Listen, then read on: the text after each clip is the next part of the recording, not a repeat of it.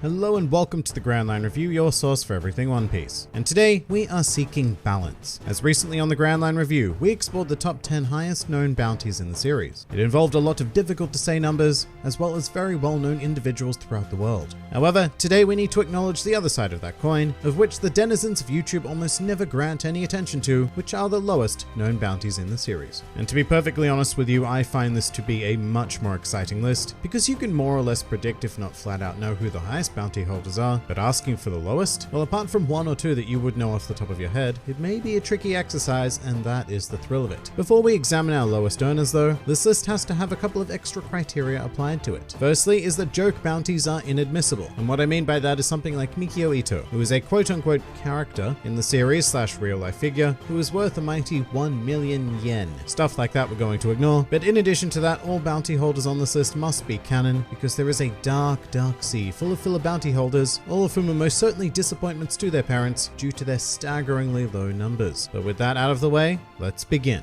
Welcome to the top 10 lowest known bounties in One Piece. Number 10. Hart-chan and Higuma the Bear. We are going to be beginning our exploration today with a double bill of former villains, the latter of whom was actually the very first antagonist within the entire series. Now, as they set the bar for this entire list, I'd just like those of you who don't immediately know the answer to have a bit of a guess of what these two are worth. What do you reckon? 15 million berries? 12 million? 10 million perhaps? Well, certainly not. All of those figures are far too rich for their blood, as Hart-chan and Higuma clock in at a tepid 8 million berries apiece. Now on paper, this is pretty insane because they both have some fine achievements, in theory. I mean, Hart-chan was a member of the Sun Pirates, which remains one of the more infamous pirate crews to have existed to this day, and Higuma and his bandits came into direct conflict with the Red Hair Pirates, prior to Shanks becoming an emperor that is, and they got all of their asses handed to them, and Higuma ended up being nommed by the Lord of the Coast. But if we discount those last three things I said, then he sounds pretty impressive. And you know what, to be fair, 8 million berries is still quite a decent chunk of change, and I can guarantee you that there are at least 9 other people in this world who were deemed as even less of a threat to the world government than Hart-chan or Higuma. Number 9. Curly Dadan. Moving right along, we have another bandit, and not only that, but another bandit hailing from Dawn Island no less. However, Dadan, whilst reasonably powerful in her own right, would not come to be known as the most prominent bandit of the island, as she was branded with a bounty of 7,800,000 berries, a mere 200,000 behind key rival Higuma. Although he's dead now, so I suppose Dadan got the last laugh there. Dadan is a bit tricky though, because she isn't known in the series for any of the exploits that would have earned that number, but rather for being a parental figure to the 3 amigos that are Luffy, Ace, and Sabo. However, a certain Monkey D. Garp did once claim that Dadan and her bandit gang had committed more crimes than there are stars in the sky. So despite her heart of gold, we are talking about a pretty serious criminal organization here. What we definitely can say for Dadan is that she is a rather fierce woman, choosing to wield an axe in combat, and after joining forces with a chibi ace, she was able to overcome an incredibly notorious pirate by East Blue standards, being Captain Blue Jam, who himself had a bounty of 14,300,000 berries. Not that bounties denote power levels, they absolutely do not, and this is the last time that will ever be brought up in this discussion. But Blue Jam was a tough customer regardless. Not tough or widespread enough to promote Dadan's own number any further, but you know what? 700,800,000 berries is just fine. Number 8. Mikita. Probably better known to most people as Miss Valentine, Mikita first appeared as an agent of the then mysterious Baroque Works, with a devil fruit ability that could kill through the mere act of being sat on. And the world government clearly took notice of this, issuing her a mild-mannered bounty of 7,500,000 berries. And you know, I'd say that this is fairly accurate. For the potential her devil fruit has, Mikita only really ever used it to perform one action, which was the equivalent of a Super Smash Bros. Player maining Kirby and only using down B to attack, which you know is effective to an extent. And Mikita certainly saw enough success with it to never bother to branch out elsewhere, but I'm afraid it's exactly that sort of thinking that is going to get you placed on a list like this. Rather notably, her partner Gem, aka Mr. 5, was actually far too valuable to be with us here today, as his bounty is around 10 million berries, which sits in the 7-figure range, something that absolutely none of our contenders here can boast at all. And speaking of, let's go on to meet a few of our other underachievers in this world. Number 7. The Meow Band brothers. Individually known as Sham and Butchie, these two near furries command a nice and subtle 7 million berry bounty between them. Now remember, shared bounties aren't that uncommon a concept within the One Piece world, and the most prominent example of that would be Dory and Broggy, except that their shared bounty is 200 million berries. Now that That's a fine number. As for the Meow Band brothers, well, they leave a tiny bit to be desired in comparison. What it does bring to light though is the fact that individually, neither Sham nor Butchie would have likely attained a number as large as 7 million. And you know what? They may have even been heavy contenders to top this race to the bottom, because I mean, if you divide their worth perfectly, 3.5 million each is a deliciously low number. But it doesn't stop there, because you know, what if Sham was worth 5 million berries and Butchie was only worth 2 million berries? Even better. Or perhaps Sham is worth a measly 1 berry, whilst Butchie makes up the rest. Either way, this is an example of teamwork going absolutely awry. Separately, these two could have been true contenders for the lowest bounty in the series. However, together, I'm afraid the best I can do for them is 7th place.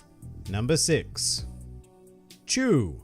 Alright, here we have yet another fishman gracing this list, and just like his compatriot Hart-chan, Chew was a former member of the Sun Pirates. Pretty good CV, however it hasn't quite gotten him the job, as he was assigned a poverty-level bounty of 5,500,000 berries. Quite a leap downwards from our previous contenders, who I will remind you were the Meow Band brothers. So Chew, you have a bit of explaining to do, buddy. Now a lot of this may have to do with the fact that Chew isn't the smartest of individuals. In fact, he has the distinct dishonor of being the only character to lose to Usopp in one-on-one combat in the entire East Blue saga, as well as most of the Alabasta saga, the Skypiea saga, the Water 7 saga. Actually, pretty crazily enough, Usopp would not beat another major opponent one-on-one until Perona in the Thriller Bark saga. And this is despite the fact that Chew has dem lips, making him very proficient at sucking. And rather notably, Chew does not swallow, he exclusively spits, which is his primary method of attack, firing bullet-esque projectiles from their mouth. And sadly, this isn't quite versatile enough to do much for him, and hence why he was given a token bounty, which is more than likely due to his association with the Sun Pirates as well as Arlong. So we're not really in a good place here, but I'm afraid that our standards are only going to slip further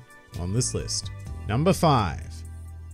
Alvida. Here we have the self-proclaimed most beautiful lady on all of the seas, and that was a thought that became echoed back at her after the fateful consumption of the Sube Sube no Mi. But I'm afraid that even with that, Alvida doesn't quite carry the infamy of a Boa Hancock, or the acclaim of a Princess Shirahoshi, and in fact the world really only has taken notice of Alvida to the tune of 5 million berries. And I suppose that amount is fair enough. I mean, she was a relatively dangerous pirate in the days of East Blue, dangerous enough to be swiftly dealt with by a singular rubber boy anyway. In her defense though, Alvida has some guns because she wields that mighty club, so there is some damage to be done to the civilians of the world. And hey, after becoming associated with a certain Buggy D clown, there's every chance that Alvida's name will incidentally spread throughout the world, although I'm not so sure that being connected to Buggy is going to help her in the numbers game. Number 4.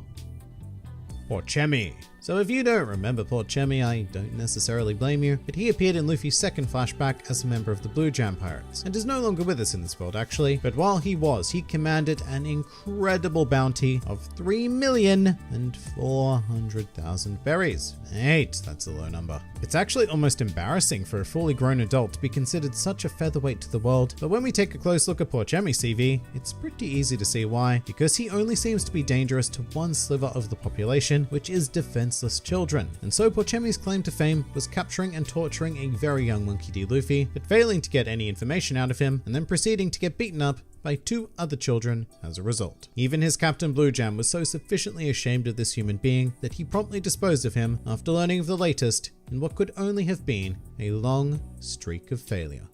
Number 3. Babe.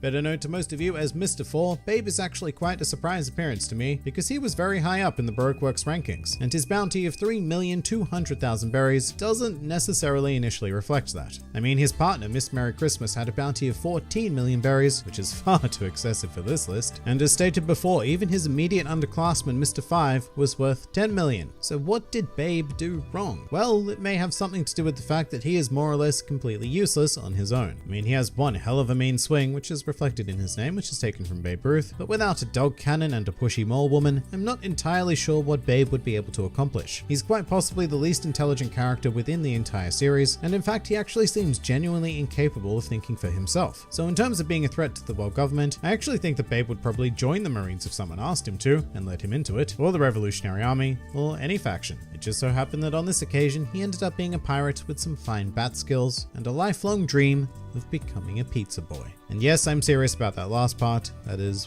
100% canon. And you know what? He would probably make much more from that minimum wage job than his bounty is worth. Number 2. Beppo! Alright, so I am always thrilled to see Beppo even on a list like this, which certainly does not do him justice whatsoever, with his bounty being a measly yet ever so adorable 500 berries. However, this understated amount does match Beppo's understated personality quite well, as he is a quiet yet curious polar bear mink. Despite this, Beppo does have at least one highly valued skill, as he is actually the navigator of the Heart Pirates, which is very interesting given that he came to join them once he was swept away to sea after descending one of the legs of Zunisha, and later boarded a ship, randomly ending up in North Blue and meeting a young Trafalgar Law. However, of course, deep down, we do all know the reason why Beppo was branded numerically in this manner, and it's because the world government has a horrible habit of mistaking certain pirate crew members for pets. And so Beppo, as the now mascot of the Heart Pirates, will probably never receive his due attention. However, it must be said that he is in pretty good company, considering number 1. Tony Chopper.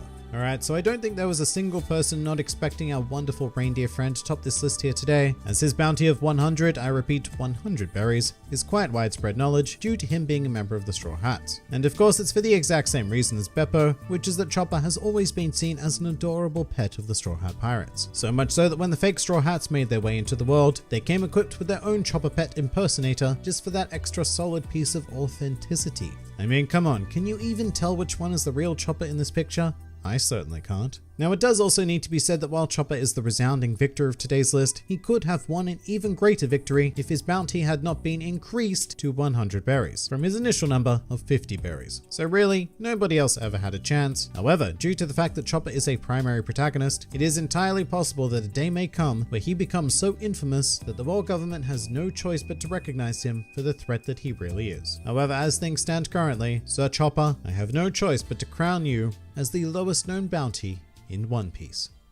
But that pretty much does it for the top 10 lowest known bounties in One Piece. If you enjoyed this video and the content this channel produces in general, then please do consider donating to the Grand Line Review Patreon, because the support of all of you amazing people is what continues to make this channel possible. And if you'd like to see more videos like this but applied to other anime and manga series, then please do check out my second channel, New World Review, for all of your wider needs. And if you'd like to join the fun at any time, then please do head over to my Discord server, where a wide array of shenaniganry takes place on a daily basis. And finally, please do comment with your thoughts on these abysmal numbers.